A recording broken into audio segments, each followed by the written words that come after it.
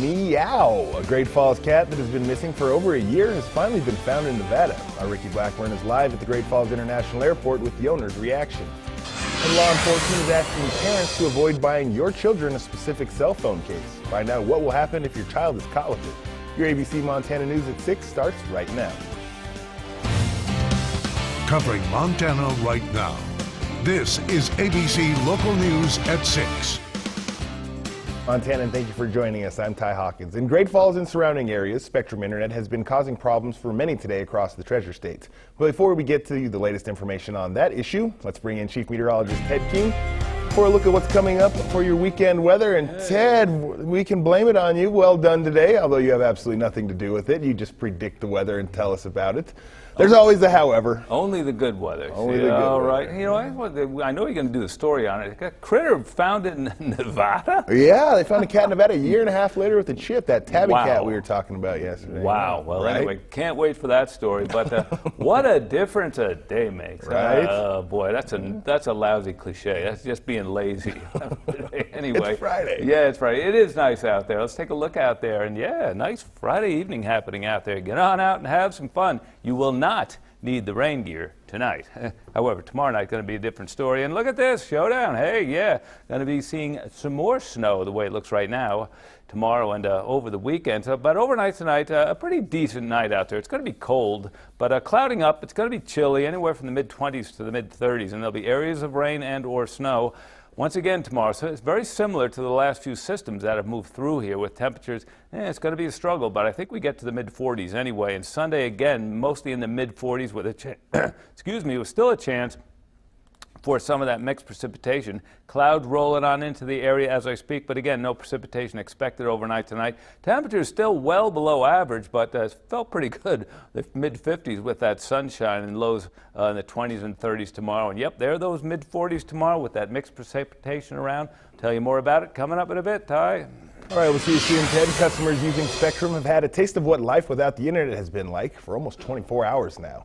The outage started at about 6:30 last night and has left thousands without service. It even hit us hard right up here at KFBB. Spectrum says damage occurred on an aerial line over a ravine, is to blame for the extremely slow and even non-existent service across the state. The communications director for Charter Communications says there's some involvement from the local power company, and even they weren't able to get a closer look at what happened until nearly 12 hours after the initial outage. In this particular case, the power company obviously is involved in cases like this, and they control access to the site, and in this instance deemed that it was unsafe for crews to work on the damage until early this morning. As we mentioned, various areas surrounding Great Falls were impacted, but Spectrum can't release the exact location of the damaged wire or the numbers of customers affected. It's unclear when Spectrum services will be restored. We asked if customers would be compensated, and Spectrum said they'll individually work with those impacted. In New Tonight National News, Brett Kavanaugh is one step closer to sitting on the U.S. Supreme Court. A vote to move Kavanaugh forward in the nomination process passed the U.S. Senate today by a vote of 51-49. A final confirmation vote is expected to happen tomorrow. If all Senate Democrats vote against Kavanaugh, the GOP can only afford to lose one Republican vote. One of those votes in question was Maine Senator Susan Collins. She ultimately sided with her party, but has harsh words for the nomination process. Our Supreme Court confirmation process has been in steady decline for more than 30 years. One can only hope that the Kavanaugh nomination is where the process has finally hit rock bottom.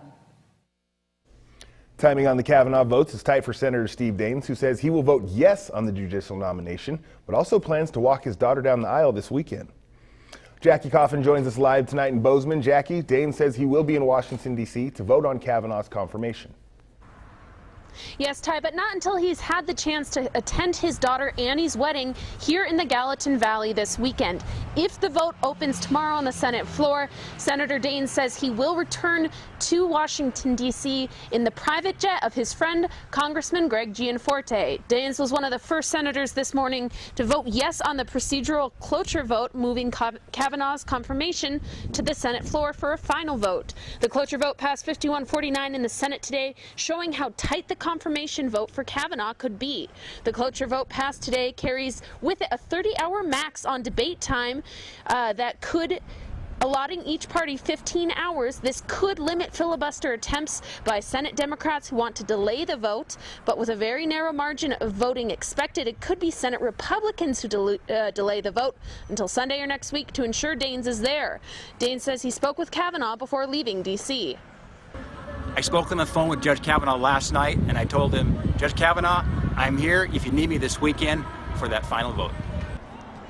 Daines' yes vote for Kavanaugh is getting some heat from other Montanans. Today, 7 protesters were cited for trespassing after occupying the Missoula GOP office in Missoula. Several other protesters stood outside waving signs against Kavanaugh and in support of survivors. A GOP office staffer says they shut down work early because of the protest. Protesters say the goal is to hold the GOP accountable for its politics.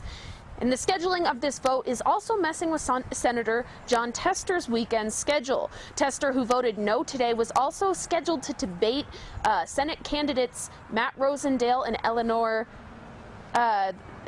Swanson tomorrow in Great Falls. That debate has been rescheduled to be October 13th here in Bozeman. You can find more information about that online. For now, live in Bozeman, Jackie Coffin, Montana right now.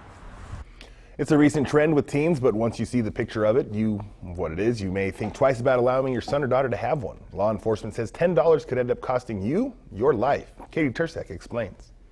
That's right, a gun-shaped phone case is now a trend amongst teens. If you look at the phone from one angle, it looks like a normal phone case. But if you hold it up to your ear like this girl is in the picture, well, it could be sending an entirely different message. The Lewis and Clark County Sheriff's Office told me they haven't had any troubles with teens walking around using these phone cases. But they are taking precautions and raising awareness to the public. If your child is going to get one of these, be cognizant of where you're at and what the repercussions could be if someone thought it was a real weapon and did some kind of act against you. Although it's not uncommon to see people carrying around a gun in Montana, it is in settings like a school. Wearing your phone in school that has a replica of a firearm, that's going to cause trouble. Just having a handgun is not enough for police to initiate contact. The problem is when you have this case and you combine it with suspicious behavior. If it was a fake gun and they took it out and aimed it at someone, just wearing a handgun is not cause for pulling your handgun unless they have out of control behavior and you believe that they would pull it and use it on you. And according to the Washington Post, fake gun encounters have led to police shooting and killing 86 people over the span of 2 years. In Great Falls, Katie Tursek, Montana Right Now.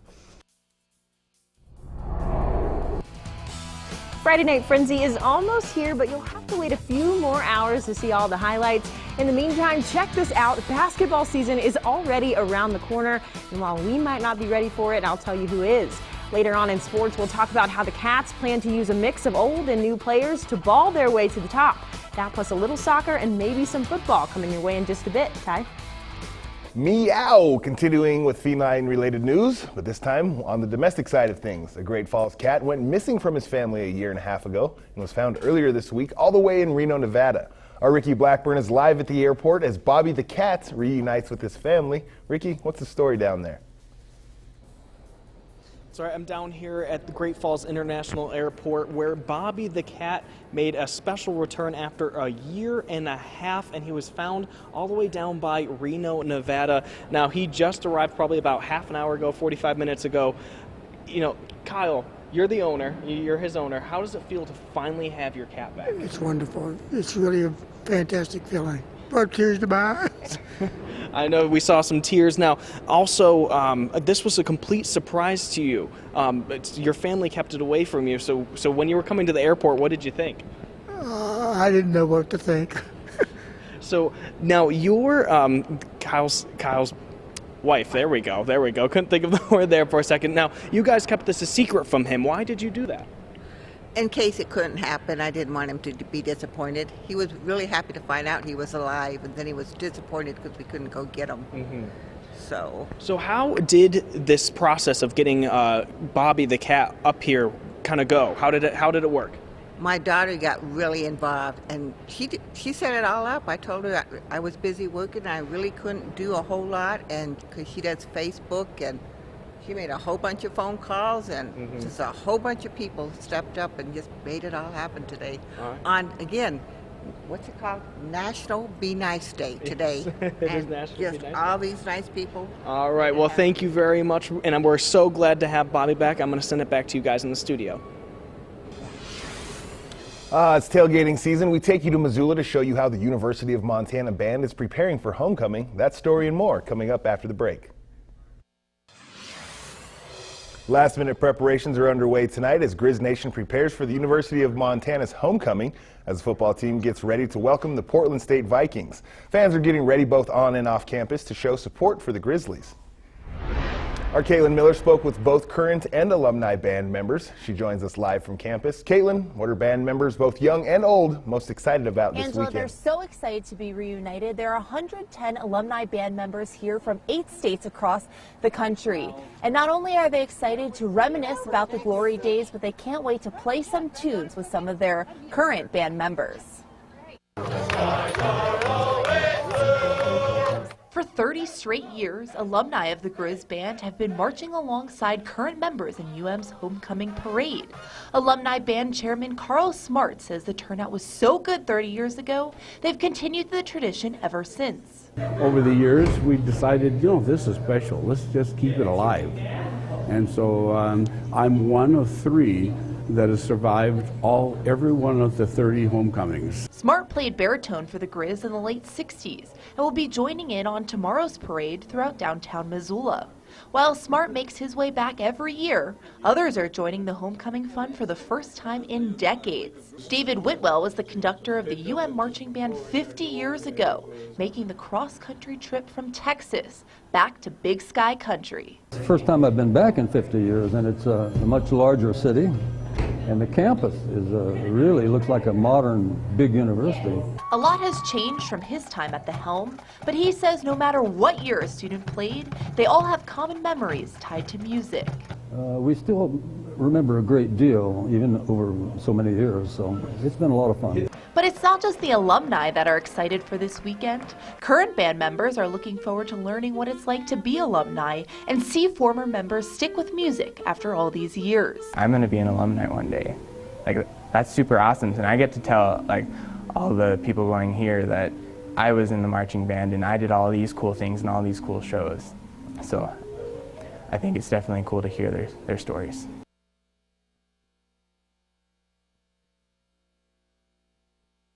The marching band will be here tonight performing at the Oval, and following that will be the lighting of the M. But if you miss them tonight, they will be also performing at the parade in downtown Missoula tomorrow morning. And you can see the bonfire is set up right behind me, and there are also candles all lit up around the Oval right now. So it should be an exciting night here on campus. Live in Missoula, I'm Caitlin Miller, Montana Right Now. Here's what we're working on for your Fox Montana News at 9. Great Falls Fire Rescue is hosting flu clinics every Friday for the rest of the month. We'll tell you when, where, and what you need to know. Plus, Ricky Blackburn will have that full story on Roberto the Gato, in English that's Bobby the Cat, as he returns to Great Falls. Should be pretty interesting right there. As you can see, Chief Meteorologist Ted King joins me next to me. As you can see. And as you can see, it was a pretty clear, nice day out. Ooh, it was. Yeah. That blue sky and sun. Man. Plus, also the colors of the leaves. So it was all very nice. Beautiful Great Falls Cascade afternoon. Yes, it was indeed. And it would be nice if it lasted through the weekend now, wouldn't it? It would be. What do you have in store? Well, it's not going to happen. Okay. We're going to have another system that moves towards us. Chance for more of that mixed precipitation, rain, and snow over the weekend. I'll tell you all about it right after this. Don't go away.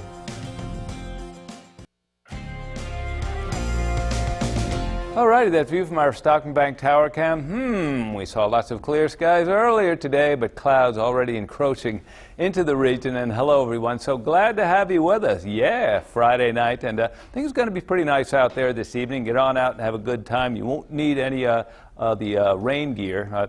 Tomorrow night, perhaps, okay, but more on that in just a little bit. Had the clear skies earlier, but again, those clouds moving on in, and already some precipitation beginning to show up there in the chimney of Idaho as that next system moves towards us. Upper 40s to the mid-50s now, 55 in Helena, 52 in Great Falls. So I think the shorts with the sweatshirt for the evening jog will work, and temperatures down in the 20s and 20s to the mid-30s for overnight lows across the area, and wind speeds not a factor out there on this Friday evening. Ooh, look at this, looking good across the south. Nice warm temperatures. Again, these temperatures are just really hanging on here, a summertime type situation, really hanging on across the south. And again, across the north, Canada, adjacent areas to the north, very, very cold air and some cool air just spilling down across the border into our region. Those temperature differentials, this is just a pattern that's locked in, provides a lot of potential energy in the atmosphere. That potential energy is translated into energy of motion, and because the Earth is turning, you get a jet stream that moves from west to east because of the fact that the Earth is spinning. But anyway, this is one of the best illustrations. Here's the next system moving towards us. You hear me say it all the time that the jet stream acts like a conveyor belt for moisture and storm systems. Well, this is looking like a conveyor belt right here. This next system arrives here tomorrow. Here's the departing system. This next system, it'll move towards us, but it will amplify greatly. Going to hang around through the weekend and on into much of next week the way it looks right now. So temperature is going to be well below average right on through the period the way it's looking right now. Now you also throw this in. We've seen a lot of this already this year, that upslope situation this weekend. Lots of clouds, off and on precipitation.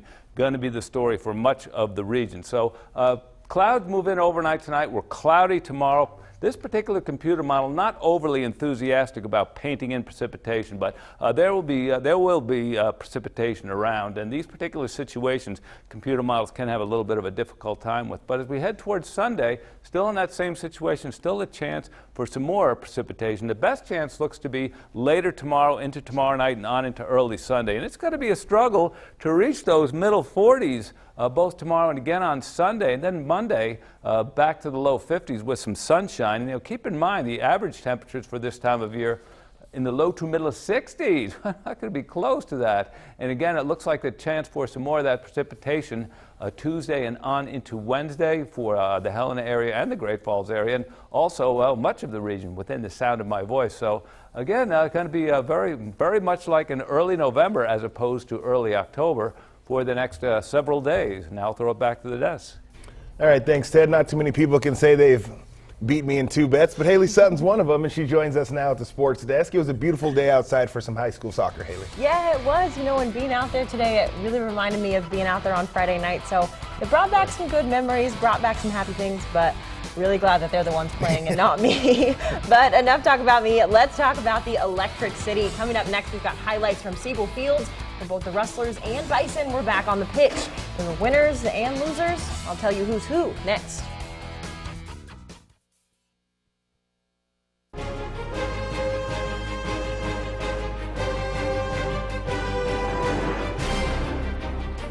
Welcome into the SWX studio. The Friday night lights are coming your way soon, but first let's check back in on the pitch where the Electric City played host to Billings and Bozeman. The Hawks visiting on a warm Friday afternoon. The field was a little bit wet though. Let's jump ahead here to the second half. Rustlers already up 1-0. They'll get a free kick, Kaylin Fram from far out, but great save there by Carly Springer. Just a few minutes later, same thing. CMR will get it as same gal, only this time it's good. Fram bam, thank you ma'am. 2-0 Rustlers. They keep control of the possession. Here's Emily Funseth as she strips the ball in the midfield. This looks like a little bit of deja vu from Tuesday as she finds Bryn Kleinfelter. She takes a touch and rips it into the back of the net. Rustlers going ahead there, and they would go on the move again. Roles reversed this time as Kleinfelter serves it in, and Funseth is on the finish at the back post. Have a day, Rustlers 4-0 with time winding down. Bozeman staging an attack late in the end of the game as Hannah Scott chips one over Ayana White, but it's a little too late as CMR holds on to win it 4-1. Billings West up on the hill there versus the Bison now. West already up 1-0 and the Bison go on the attack. Macy McElhaney looking to set up Lizzie Thompson. She's a little too late at the back post. Bears with a chance now. Jillian just finding some feet. Sophie Silverson gets a touch. She'll find Taylor Ann Young, but the Bison finally able to get that crucial clearance to get it out of danger. But moments later, the Bears coming right back with another attack. Severson at it again, working in the corner. The initial chance is saved, kept out of reach, but here it is just out of reach for Georgie Hawthorne. This game was all west. Jillian just here again trying to make it 3-0, but just a little wide of the post. But the Bears hold on to win it 2-0. The Bobcats men's basketball team will have 6 returners on the floor this winter, but will have their fair share of new faces as well. The biggest challenge so far is just trying to work through the first week kinks and ultimately find the chemistry and consistency they know they have. As the veteran players step up to show the newbies the ropes, they say the different talents they've brought into the year will work themselves out and make the team better overall. I think they all bring something different. I think we have a lot more shooting this year. Layden, for example, brings a lot of shooting. We have a playmaker in Russell. And they all bring energy, I'd say. They bring something new. They're all inspired to work hard, and they really fit in with the group. It'll be interesting to see, where everybody fits in and who plays where, because we have people that can play a whole bunch of different positions and do a whole lot of different things for us. So it'll be interesting to see, but definitely a lot of talent on the table. As Ty mentioned earlier, it's homecoming in Missoula, and the Montana Grizzlies are hoping for a happy celebration for their alumni on Saturday. They welcome to Washington Grizzly, a Portland State team that is reeling. The Vikings are 1-4 on the year and have not beaten an FCS team.